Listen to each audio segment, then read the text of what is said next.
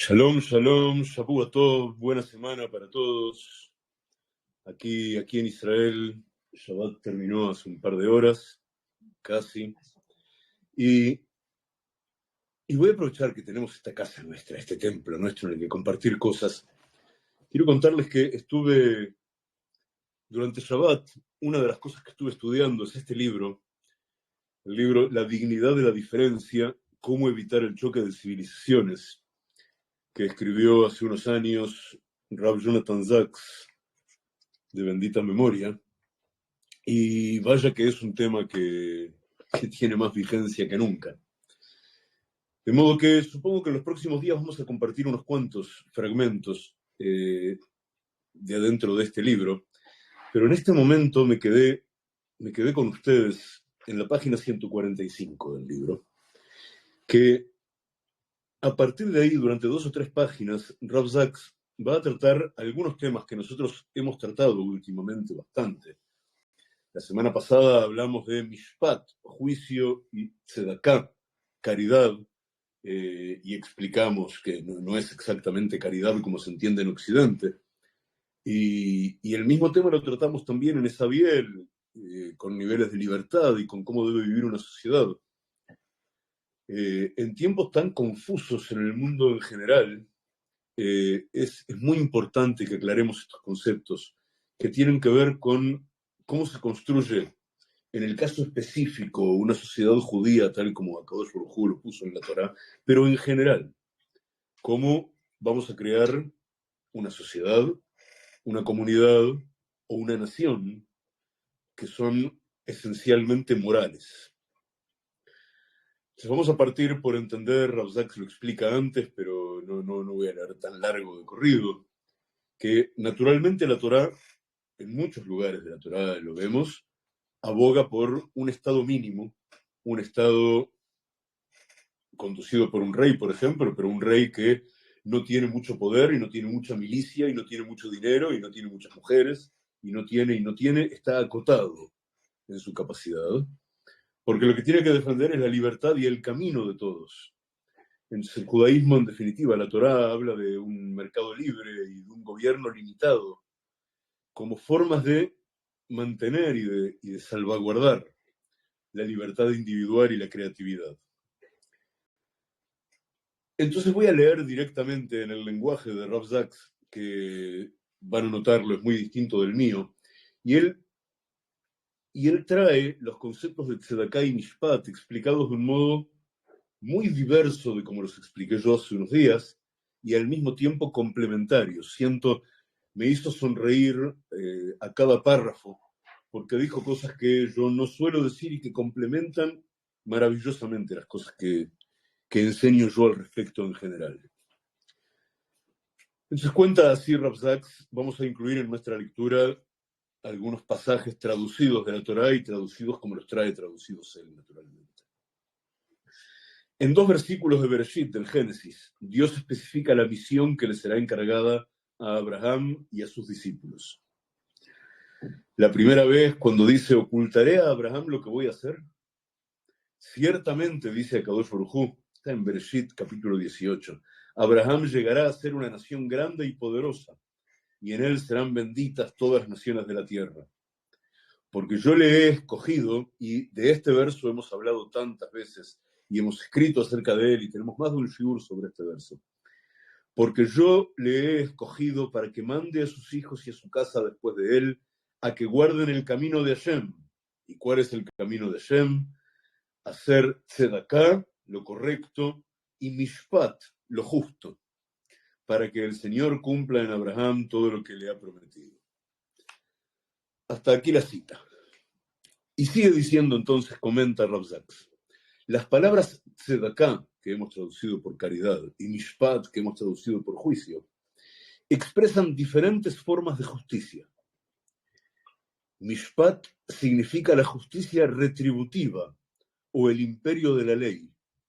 Una sociedad libre debe estar gobernada por la ley, administrada imparcialmente, a través de la cual se castigue a los culpables, se absuelva a los inocentes y se aseguren los derechos humanos. Eso es Mishpat. Tzedaká, en contraste, se refiere a la justicia distributiva, una idea menos procesal y más sustantiva. Es difícil traducir tzedaká, la palabra tzedaká, porque combina en una sola palabra dos nociones normalmente opuestas entre sí. Concretamente, la caridad y la justicia. ¿Se acuerdan que vimos juntos que la palabra tzedaká sale de la palabra tzedek, que quiere decir justicia? Y es el femenino de tzedek. Sigamos con Rav Sachs. Supongamos, por ejemplo, que yo doy a alguien 100 libras. O bien ese alguien tiene derecho a esas 100 libras, o bien no tiene derecho a esas 100 libras. Si tiene derecho a esas 100 libras, entonces mi acto es un acto de justicia. Si no lo tiene, es un acto de caridad. En castellano, como en los términos latinos, caritas y justitia, un gesto de caridad no puede ser un acto de justicia, ni puede describirse un acto de justicia como uno de caridad. Tzedaká es, por consiguiente, un término inusual, porque significa las dos cosas, significa una combinación de las dos cosas. De eso sí hemos hablado mucho. Ahora, presten atención, surge de la teología del judaísmo, que insiste en la diferencia entre la posesión y la propiedad. En última instancia, así enseña la Torá, todo es propiedad de Dios, todo es propiedad de Hashem, del creador del mundo. Lo que poseemos, y sí poseemos, no nos pertenece, solo lo custodiamos en fiducia para Hashem. El ejemplo más claro es la provisión contenida en el libro de Vaikra, Levítico, donde dice, la tierra no debe venderse para siempre, debe venderse permanentemente, porque la tierra es mía. Está escrito en el capítulo 25 de Vaikra. Vosotros sois meramente forasteros y residentes temporales respecto de mí. Si existiera la propiedad absoluta, habría una diferencia entre la justicia, eso que estamos obligados a dar a otro, y la caridad, aquello que damos a otros por pura generosidad. La primera constituiría un deber legalmente exigible, la justicia, en tanto la segunda, la tzedaká, como mucho, una obligación moral, una incitación a la benevolencia o a la compasión. Mas provisto que en el judaísmo, sin embargo, dado que no somos propietarios de nuestros bienes, sino meros custodios por cuenta de Dios, estamos obligados por las condiciones de un fideicomiso, una de las cuales es que compartamos parte de lo que tenemos con aquellos que se hallan en estado de necesidad. Salteo algunas líneas y vamos a que el significado de tzedaká, luego les voy a pasar, les voy a sacar fotos a estas 3, 4 páginas que estamos compartiendo y se los voy a dejar también como lectura. El significado de tzedaká, por tanto, es lo que a menudo se llama justicia social, que significa que nadie debería carecer de los requisitos básicos para su existencia, y que aquellos que tienen más de lo que necesitan deben moralmente compartir algo de ese excedente con los que tienen menos.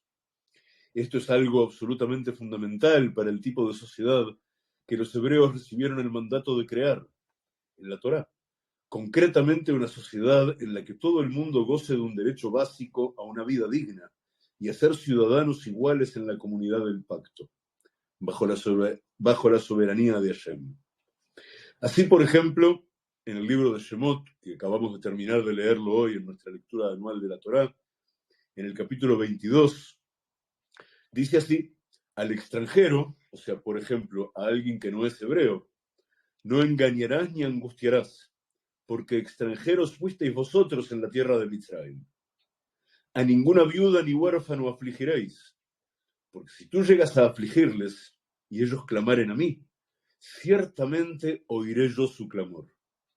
Cuando prestares dinero a uno de mi pueblo, al pobre que está contigo, no te portarás con él como logrero, o sea, como alguien que quiere obtener ganancia especialmente de él, ni le impondrás usura. Y si tomares en prenda como garantía de pago de un préstamo, por ejemplo, el vestido de tu prójimo, a la puesta del sol se lo devolverás, aunque no haya pagado el préstamo. Porque solo eso es su cubierta, es lo que tiene para vestirse. Es su vestido para cubrir su cuerpo. Así es el lenguaje de la Torá, literal. ¿En qué dormirá si no le devuelves su vestido? Y cuando él clamare a mí, cuando al que le sacaste su vestido, clame a Hashem, Yo le oiré, dice Hashem, porque soy misericordioso. Esto es lo que estudiamos nosotros siempre en términos de que el camino seguro para hacer el tikkun correcto en esta vida es fijarnos en los atributos, en las cualidades del Creador, en las cualidades en que el Creador se manifiesta ante nosotros. Y en la medida en que tenemos la capacidad de hacerlo, imitarlas. Sigue diciendo Rav Sachs, Dios para los israelitas se preocupaba activamente por el orden económico y político, especialmente por aquellos que, por carecer de poder o incluso de una voz escuchable, se convertían en víctimas de la injusticia y de la desigualdad. Fijaos cuán actual es la Torá cuando la miras desde ahí.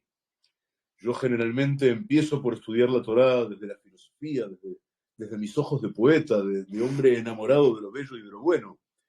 Rav Sachs, que además de ser rabino y escritor, era también miembro de la Cámara de los Lores y estuvo conectado al mundo de la política y de la economía toda la vida. Entonces ve la Torá desde ahí y nos hace otra traducción distinta que es absolutamente maravillosa. Y en este punto nos cita naturalmente el Salmo del Tehilín 146, donde dice, esto lo hemos cantado juntos, pero en hebreo, Hashem matir asurim, él, Hashem, hace derecho a los agraviados, hace justicia, da pan a los hambrientos, Hashem suelta a los prisioneros, Hashem abre los ojos a los ciegos, Hashem levanta a los caídos, Hashem ama a los justos, Hashem guarda a los extranjeros, al huérfano y a la viuda levanta, y el camino de los impíos trastorna. Sigue diciendo entonces Rav Sachs, la sociedad que los hebreos debían construir, o sea, la sociedad que nosotros queremos construir, sería un contraste viviente con lo que experimentaron en Mitzrayim, que era pobreza, persecución, esclavitud. Su liberación de la servidumbre constituía solo la primera etapa de su viaje a la libertad. Hemos aprendido juntos que cuando salimos de Mitzrayim salimos de la esclavitud hacia la libertad, pero todavía nunca llegamos de verdad a la libertad. La libertad requiere que construyamos una sociedad como esta, como la Torá indica. Una sociedad de la que Hashem pueda sentirse orgulloso de nosotros, que nos conducimos como Él. Una sociedad en la que hay justicia. Y no solo hay justicia, hay amor, hay solidaridad, hay empatía. Su liberación de la servidumbre entonces constituía solo la primera etapa de su viaje hacia la libertad.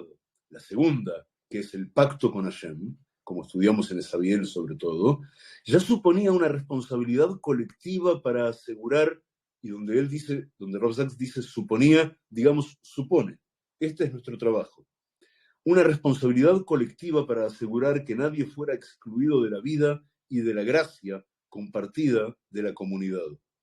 De ahí la insistencia bíblica en que una sociedad libre no puede construirse solo sobre el mishpat, el imperio de la ley. También requiere tzedakah, una distribución justa de los recursos, una distribución moralmente justa de los recursos. Este punto de vista tiene afinidades cercanas con el concepto acuñado por el Premio Nobel de Economía Amartya Sen, que habla de algo que llama desarrollo como libertad, desarrollo en tanto libertad. Y dice así, el adulto que carece de los medios que le permitan acceder a tratamiento médico para un mal que sufre, no solo es presa de una enfermedad evitable y posiblemente de una mortalidad eludible, sino que tal vez también se vea privado de la libertad de hacer cosas para sí mismo o para otros que pudiera querer llevar a cabo como ser humano responsable. El siervo nacido en la semi-esclavitud, la niña subyugada y asfixiada por una sociedad represiva, el impotente jornalero sin tierra que no dispone de ninguna manera sustancial de ganar un salario, se ven privados todos ellos, no solo del bienestar, sino también de la capacidad de llevar vidas responsables, que dependen de gozar de ciertas libertades básicas. Y dice, la responsabilidad requiere libertad. Y entonces, antes de compartir con ustedes el último párrafo que quiero compartir hoy, en este momento con ustedes, les voy a llamar la atención sobre lo que vamos a leer. Hace muchos años que nosotros hablamos acerca de la libertad y de la libertad tal como está vista en la Torá. Y hemos aprendido, y ahora está en libros también, que hay 3 niveles de libertad en hebreo. Y a partir del tercer nivel de libertad, ya vamos hacia otro lado, nos vamos uniendo con lo divino. El modo en que nosotros estudiamos estos niveles de libertad, Dror, Hofesh y Herut, tiene que ver intrínsecamente con cómo lo vive la persona, con la experiencia que tiene la persona de eso. Rav Sachs nos va a traer acá una aproximación distinta a dos de estos niveles. No va a hablar de Dror, va a hablar de Hofesh y de Herut, pero no vistos desde la experiencia personal, desde donde lo hemos estudiado nosotros, sino desde la organización de una sociedad. Dice Rav Sachs, creo que Zen, a quien acabamos de citar recién, lo ha expresado de manera absolutamente correcta. La libertad individual se describe óptimamente, como argumentaba Ishaya Berlin, en términos de la libertad individual, en términos de libertad negativa. Esto es, ausencia de restricciones. O sea, libertad que implica que nadie te está bloqueando, nadie tiene autoridad para bloquearte. Y él dice que, o sea, a esto él lo llama Hofesh en hebreo. Pero la libertad colectiva, dice, y a la libertad colectiva él la llama Herut en hebreo, es otra cosa. Significa, entre otras cosas, que mi libertad no pueda ser comprada al precio de la tuya. Una sociedad en la que unos pocos prosperan, pero muchos pasan hambre, en la que solo algunos tienen acceso a una buena educación, sanidad y otras necesidades esenciales, no es un sitio donde impera la libertad. Eso requiere algo más que la ausencia de coacción. Supone derribar las barreras al ejercicio de la ciudadanía responsable. Tanto la pobreza como la tiranía, tanto la falta de oportunidades económicas como la privación social sistemática, tanto el descuido de las dotaciones públicas como la intolerancia o la omnipresencia de estados represivos. Corramos el libro un segundo al costado y digamos lo siguiente. A mí me fascina la aproximación, me encanta la aproximación que hace Rav Sachs, porque, para empezar, es tan perfectamente complementaria a la que hacemos nosotros, viendo todo desde mi propia experiencia personal. Y en segunda instancia, porque su erudición, su estilo, su claridad de habla, nos llevan a percibir lo que nosotros por nosotros mismos no percibimos, porque no lo estudiamos desde ahí. Y entonces, en resumen, un resumen fácil, la Torá nos enseña que una sociedad tiene que ser libre, que el contrato social, colectivo de una comunidad o de una nación no incluye darle permiso a nadie de limitar mis libertades individuales, sino que el Estado lo que tiene que hacer es garantizar mis derechos, todo lo contrario, al revés. Y a partir de ahí queda algo que es maravilloso y que va a ser el cierre de lo que estamos conversando ahora, porque si escuchamos el discurso de cualquiera de los grandes, de los libertarios, de los anarcocapitalistas que hoy día están saliendo a tratar de llegar al poder en tantos países del mundo, y el mejor ejemplo que se me ocurre por lejos es Javier Milei en Buenos Aires. Javier Milei o cualquiera de los anarcocapitalistas que se oponen al Estado mamá, al Estado paquidermo, al Estado que decide cómo redistribuir mi riqueza, por ejemplo, etcétera. Él lo que dice es, esa solidaridad, esa redistribución, esa justicia social, si la hace el Estado, cobrando mi impuesto social, diciéndome forzosamente, yo te saco lo tuyo porque se lo quiero dar a él, eso es altamente inmoral. Lo que sí tiene que ocurrir es que una sociedad debe tener la calidad moral adecuada para que la gente por sí misma le dé lo que no necesita, lo que tiene de más a aquel que tiene de menos. Una sociedad en la que hay el valor moral necesario para que todos quieran que nadie esté pasando mal, y encima una sociedad en la que la gente tiene conciencia de que si le va mal a mi vecino, tarde o temprano me voy a dar cuenta de que eso me pone un techo a mí. A mí no me puede ir muy bien si alrededor mío a la gente le va mal. Yo no voy a ser feliz en ese contexto. No va a funcionar. Lo que sí tiene que funcionar es el tikkun, la enmienda de la concepción moral de nuestra propia vida en sociedad. Amigos, esto es apenas... Mira, hoy es todo amigas, no, hay un Fernando también. Shalom, Fernando. Así que, amigas y amigos, esto es una idea espontánea. Quiero que me comenten después cómo les sienta este tipo de cosas, porque hoy no salí a hablar yo. Salí a leerles un libro que estoy estudiando y que quise compartir con ustedes. Coméntenme cómo se siente eso, si funciona, Y hagan preguntas, hagan comentarios. Empecemos a dialogar sobre todo esto, porque a la postre todo lo que estudiamos es para enmendarnos a nosotros mismos. Así que más vale que seamos capaces de hacerlo juntos, en esta vibración, donde todos nos enseñamos a todos a la postre y todos nos iluminamos a todos. Gracias por acompañarme. Seguramente mañana nos vemos de vuelta y estamos acá escribiéndonos, amigos.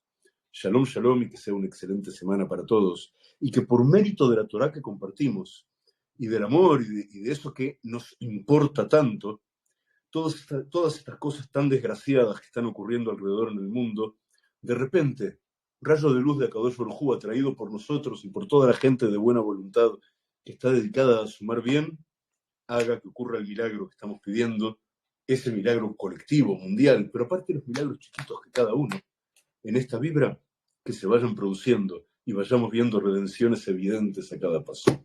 Con libertad, amigos. Shavuot Tov.